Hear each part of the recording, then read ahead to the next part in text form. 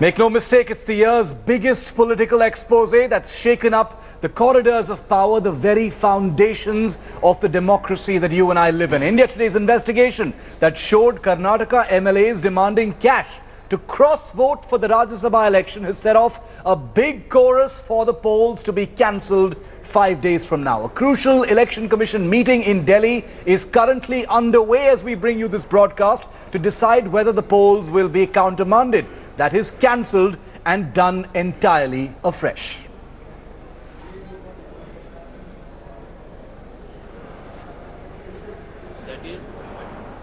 So what's your reaction to the Rajya Sabha seat bazaar, sir?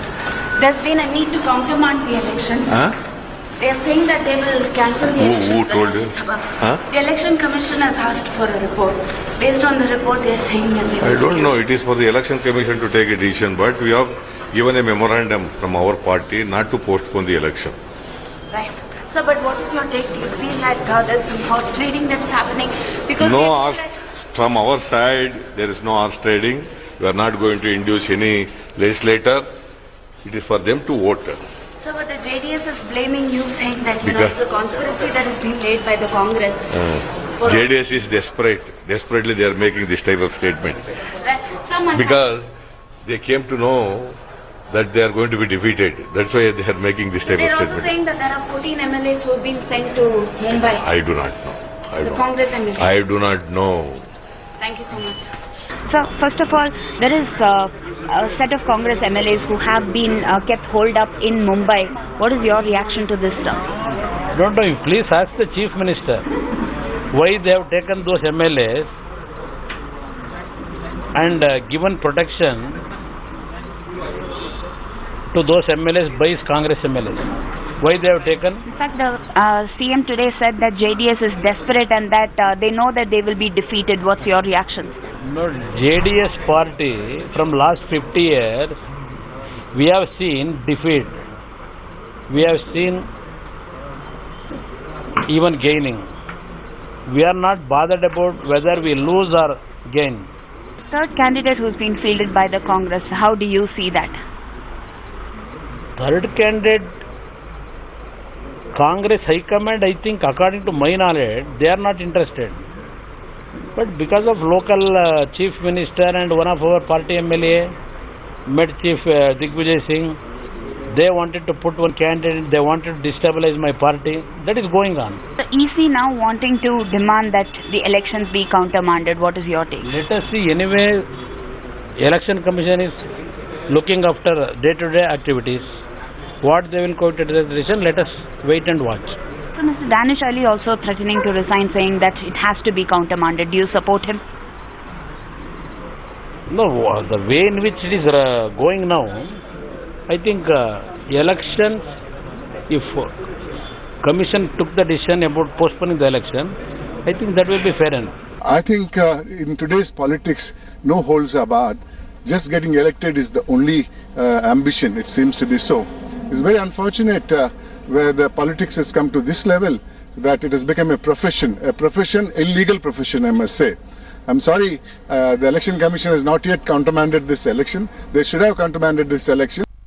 We bring in India Today's Pratibha Raman, who's been, leading the coverage of this story from Bengaluru, the state capital of Karnataka.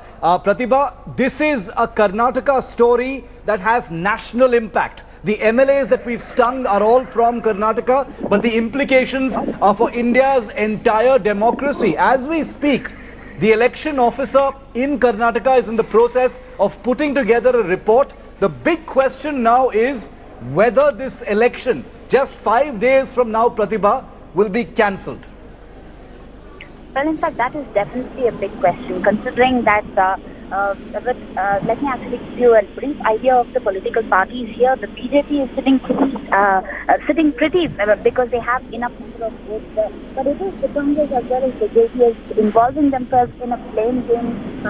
The Election Commission doing really nothing about it. I mean, you have a clear evidence here in the form of something that is being caught on camera where they have alleged there is involvement of money, there is corruption here, but then absolutely nothing that is being done. But yes, all eyes are on the Election Commission. We're waiting for the inputs to be given to them. Once that is done, all eyes are on the kind of decision that will be taken. Now, with respect to the Election Commission, yes, they have powers to cancel the elections only when there is involvement of booth capturing and things like that, Yes. according to the People's Representation Act. Now they have been to the Law Ministry seeking reforms in that particular act so that even money as well as corruption playing a big role here during elections will actually be considered as a major factor in order to have the poll watchdog having complete powers in countermanding the election. Pratibha, stay with me. I want to bring in Executive Editor Javed Ansari as well. He's been in touch with politicians across the spectrum on this, disturbing story. Javed, it appears pretty simple that the only question, in front of the decision makers at this point of time is whether, the atmosphere around the June 11th Rajya Sabha election has been vitiated enough, has been tainted enough to warrant countermanding the entire election and starting the process afresh. Isn't that the question that needs to be asked at this time, Javed? Shiv, what the Election Commission is considering is whether or not money changed hands, and if indeed the money did change hands, and if large-scale bribery has taken place, then this runs foul of the law, and whether or not in this atmosphere this election should go forward or not. As Election Commission is empowered to countermand elections, but the law is a bit ambivalent when it comes to the countermanding usually happens in cases of large scale rigging. Here it's a bit of a different case where money has changed hands. Now the Election Commission is probably looking at ways on how to implement the rule book and how to countermand the elections. When they do it, whether they do it, this is a big question. They've already taken steps. They've written to the law ministry. They want a law. They want the People's Representation Act amended to empower them to act and countermand elections in situations like what we are witnessing in Karnataka. But what are the implications, Javed, if this entire election is allowed to go through, and we have a set of graphics that actually pull up the implications for India as a whole if this election, goes through? Wouldn't the message, Javed, to Indians and citizens at large be that even the intent or the impulse towards corruption is so ingrained that the political system has the latitude to be cynical about it? That since a crime has not actually been committed, it's only been spoken about, money has not changed hands, therefore it's okay for the election to go through. Absolutely, Shiv, you're spot on. And what this will do is it will add to the distrust, the cynicism that ordinary citizens of the country have in our political class. Also, Karnataka is not just one case. There are several such instances now happening. Karnataka, we were fortunate enough to capture live on camera. Yes. But there are instances in Uttar Pradesh, there are instances in our neighboring state of Haryana, yes, where political parties have put up candidates where they don't have enough seats to get enough numbers to get them elected. So they are depending on either defections from other parties or roping in unattached MLAs. Now, we need to watch out on what happens in Uttar Pradesh and what happens in Haryana. Yes. My fear is that similar scenes are being played out as what we've witnessed in Karnataka. Javed, stay with me for a moment, because even as the chorus grows for the Karnataka Rajya Sabha polls to be cancelled, a Congress delegation led by Digvijay Singh met with the Election Commission in Delhi earlier today. But the Congress General Secretary came up with what has shocked many. Digvijay Singh has said that there is no need for the Karnataka Rajya Sabha election to be countermanded. Well, this despite the India Today investigation catching JDS legislators like Mallikarjun Khoba demanding 10 crores to cross-vote for the Congress candidate. Digvijay Singh has maintained that Congress leaders were not involved, but it's clear that the party is rattled by India Today's sting operation. The Congress has packed off 14 independent MLAs from Karnataka to Mumbai to prevent any horse trading before the 11th June poll. The independent MLAs will only return to the state a day before the actual election. Javed? We have met Honorable Central Election Commission regarding the said sting operation in Karnataka Rajya Sabha elections.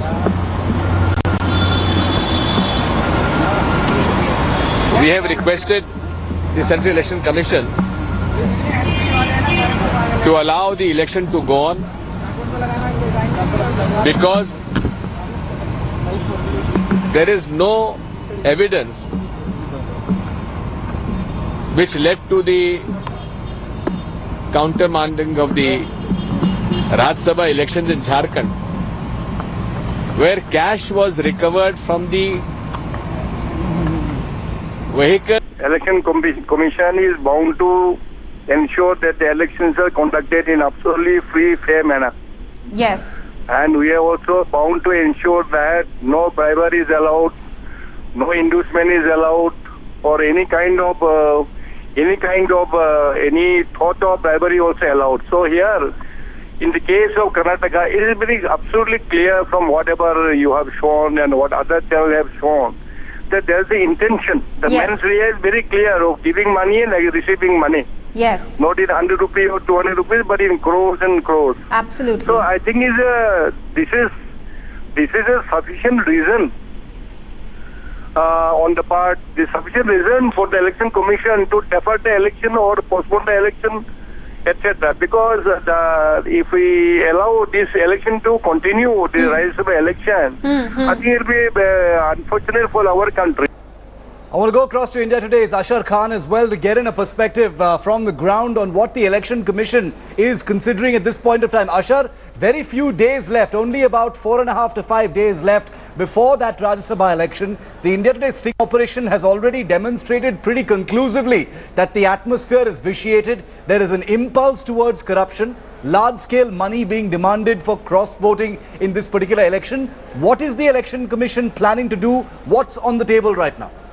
Well, at the moment, we'll have to wait and watch what exactly the Election Commission does. The Congress delegation has met the Election Commission and has said that this thing does not prove that there has been quid pro quo, money has been demanded. What the distinction which the Congress delegation made was that there were only requirements for local area development fund, which is there for people. So that is the distinction which the Congress party is saying. And on the other hand, the Congress party is also alleging that there are certain parties who think that they do not have the numbers and they want to muddy the water. So clearly, the Congress party going on the offensive as far as this thing is concerned, and the demand of Danish Ali of the JDS is to countermand the election.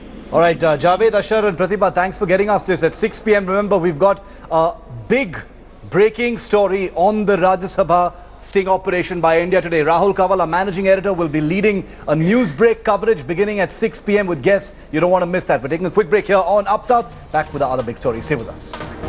Thanks for staying with Up South. After a resounding victory, Tamil Nadu Chief Minister Jayalalithaa will be visiting her constituency, RK Nagar, later today and thank voters for electing her with a massive mandate. Jayalalithaa is expected to address 20 public meetings today. In fact, it was supposed to have been any time after 3 p.m., but the Chief Minister hasn't stepped out of her home just yet. She will be visiting a host of areas expectedly in her constituency, including Kasimedu, Tiruvattiyur High Road, Market Road, Vaidyanathan Bridge, Ennore Highway, Maharani Theatre, to thank thousands of her voters who will be coming out onto the streets of Chennai. Jayalalithaa was re-elected, remember, from her constituency by a margin of about 40,000 votes. Meanwhile, there's buzz that the NDA is trying to woo Jayalalithaa as well. She's scheduled to meet Prime Minister Modi on the 14th of this month after his return from the United States. Well, Jayalalitha's big, stunning victory that has upset all calculations between the AIA-DMK and the DMK in the state.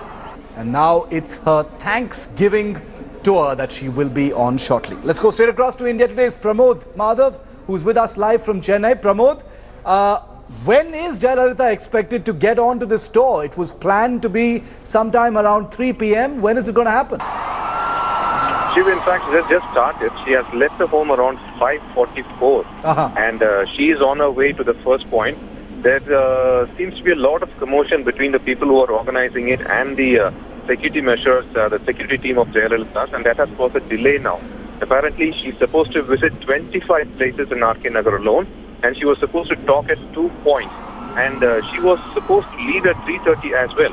But it has delayed a long period, and right now she has just left her home, and she will reach the first point in another 5 minutes. It's like people are all the way waiting there since 3 p.m. itself. And even the traffic, not just on the route where she's going, but apparently on either parallel roads have been paralyzed since 4 p.m.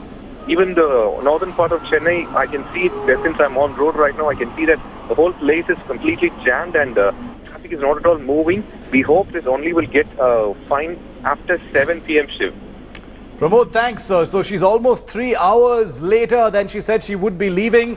Traffic gridlocked in parts of Chennai as a result of Jayalalitha's Thanksgiving tour, but the Chief Minister will be going ahead. She'll be addressing 20 public meetings in all of these places around the constituency from which she won. The stunning victory of Jayalalithaa. And now it's time to say thanks to all of those voters. Thanks, Pramod. We'll get you live coverage from those sites in a short while from now. Meanwhile, a tragedy in the city where underage driving took the lives of 2 teenagers in the city of Chennai. 2 teenagers in Chennai died after their bike rammed into a police vehicle today. The 15-year-olds, Ram Kumar and his friend Solomon, were going home after playing football with their bike, skidded and hit a police vehicle. Eyewitnesses claim the 2 boys came under the front wheels of the police car. While one teen died on the spot, the other succumbed to his injuries a short while later. The driver was an unlicensed teenage driver and both the boys were not wearing helmets. And on to neighbouring Puducherry, where her fight against VVIP culture continues. Puducherry's brand new governor, Dr. Kiran Bedi, has banned the use of sirens in cars of VIPs, which would also be applicable in escort and pilot vehicles of the governor's house. She's setting an example. Her first ordeal was to ban erecting posters and banners. Then she introduced 1031, the complaint line, to complain about corruption, sexual harassment and domestic violence. Lieutenant Governor Bedi said that her prime vision would be to make Puducherry a beautiful tourist destination and a clean place as well. Of course, these pictures on your screen, where she touched the feet of a person who touched her own feet to set an example on her first day as the new Lieutenant Governor of Puducherry. The new Chief Minister of Puducherry has taken, who has joined issue really with Kiran Bedi, and he's given up his Lal Batti.